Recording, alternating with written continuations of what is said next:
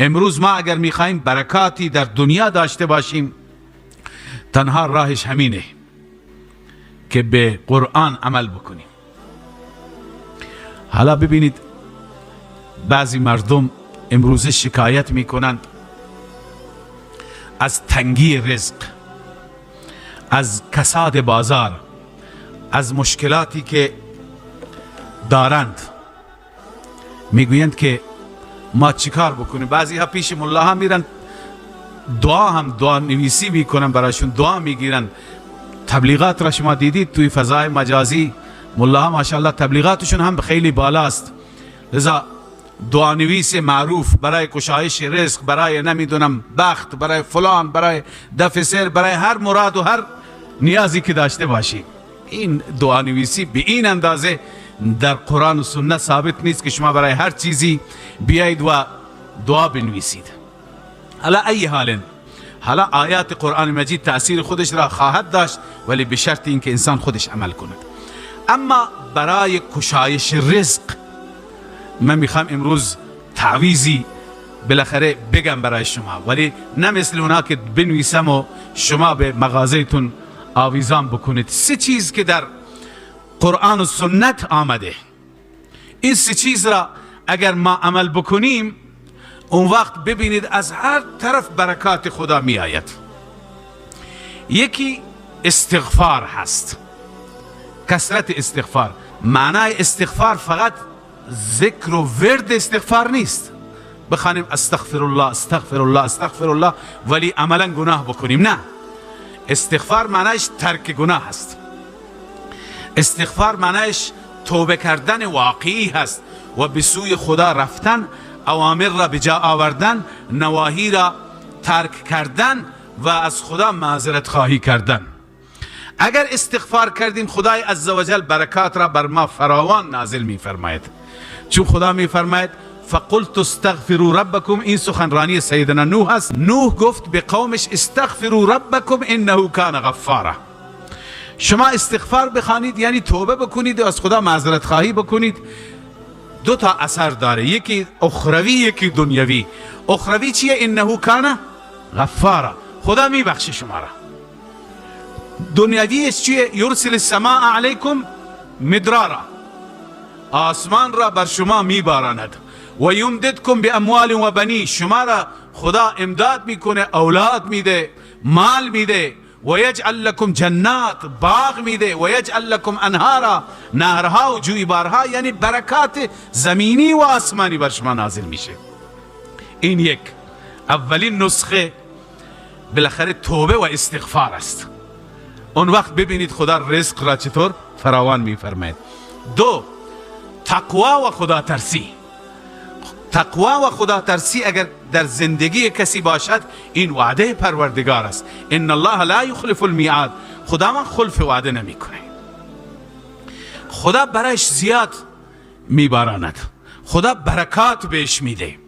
چون که شما در سوره طلاق خواندید و من یتق الله یجعل له مخرجا و یرزقه من حیث لا یحتسب. کسی که از خدا بترسد، کسی که در زندگی خودش تقوا پرهیزگاری را پیشه بکند، خداوند 2 کار برایش میکند. یک، یجعل له مخرجا، راه برون رفت از مشکلات برایش پیدا میکند. و یرزقه من حیث لا یحتسب، و خداوند به او رزق میده از اون راهی که اصلا خودش فکر نمی کند. خدا چطور از اینجا به من رزق داد؟ خدا چگونه از این را به ما رزق و روزی داد؟ لذا تقوا گاهی به ظاهر تقوا به ضرر انسانه،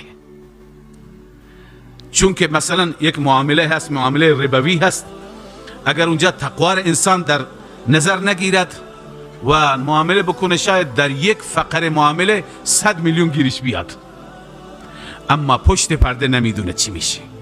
ما معتقدیم تقوا را اگر انسان رعایت بکند به ظاهر ضرر میکنه اما نتیجتا سود میبرد.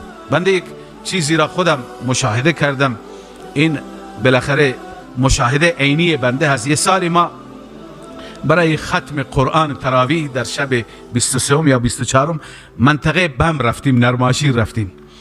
از اونجا شب اونجا بودیم، صبح رفتیم باغ یکی از عزیزان گفته بود اینجا باغ اون زمانی عین ماه مبارک رمضان فصل برداشت خرما بود، گفت شما اینجا بیاید مقدار خرما ببرید زاهدان برای افطارتون ببرید.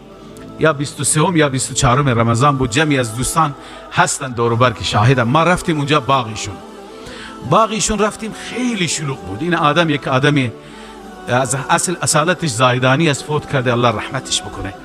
خیلی باغ شلوغ بود، تمام مشتری ها اینجا بودند، مشتری های از تهران و اصفهان و شهرستان آمده بودند اینجا و از ایشون خرما خریداری میکردن. باغ های دیگه خلوت بود. بعد ما پرسیدیم که جریان چیه، یا خودش تعریف کرد، گفت که همه اینجا مردم رسم هست که باغ های خودشون را قبل از اینکه بالاخره فصل برداشت خرما بشه بیمه میکنه، یک مبلغی برای بیمه واریز میکنند و بالاخره این نوع بیمه را علما و فقها درست نمیدن. الان بیمه های اجباری یه رای هست، بالاخره مجبوری بیمه بکنی ماشینت را، و الا ماشینت را میخوابونن، جریمت میکنن. اونجا علما فتوا دادن گنجایشش هست، ولی بیمه های اختیاری را کسی فتوا نداده. بیمه یک نوع قماری هست، این بیمه های اختیاری. چون شما مثلا 10 میلیون به عنوان بیمه میدید، حالا فردا اگر ضرر کردی مبلغی دولت بهت میده، پس دولت به جای 10 میلیون 50 میلیون بهت میده. اگر ضرر نکردی، خرمایت خوب شد، 10 میلیون رفته به جیب دولت، دیگه هیچ. لذا یا میبری یا میباخی، این قمار هست دیگه.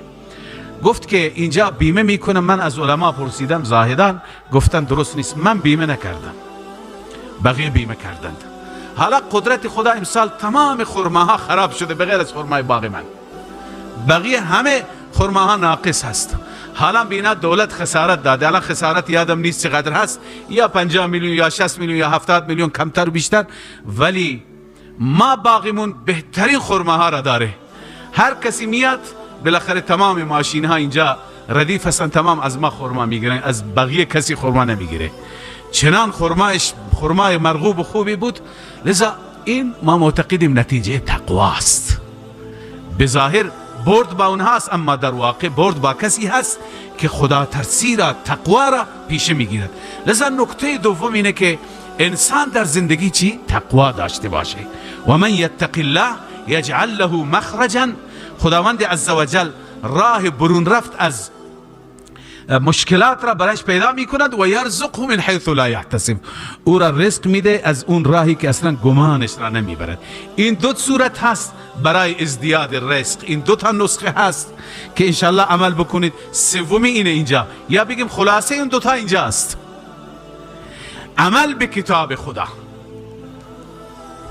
اگر به کتاب خدا عمل کردیم، یعنی کتاب خدا را میخونیم، سعی میکنیم، میگه نماز چشم، میگه روزه علی الرأس والعین، حج، زکات، اخلاق خوب، از گناهان پرهیز، از شرک دوری، از خرافات دوری، اینها را انسان تو زندگیش پیاده میکند، بعدا نتیجه را میبیند. این وعده خداست، ان الله لا یخلف المیعاد.